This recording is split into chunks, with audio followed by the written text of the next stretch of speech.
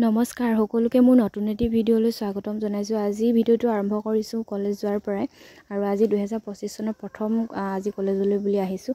আজি 17 জানুৱাৰী আৰু আহিয়ে আমি ইয়াত মেল দিয়া আৰম্ভ কৰিলোঁ আৰু ইয়াতে আজি যিহেতু 17 জানুৱাৰী শিল্পী দিৱস হয়, সেয়ে আমাৰ বিভাগত আজি অনুষ্টুপীয়াকৈ হ'লেও শিল্পী দিৱসৰ উপলক্ষে এখনি সভা পতা হৈছে আৰু ইয়াতে নাচ গানো হৈছে। যিহেতু আজি প্ৰথম কলেজ খুলিছে সেয়ে ইমান ল'ৰা ছোৱালী হোৱা নাই বাৰু।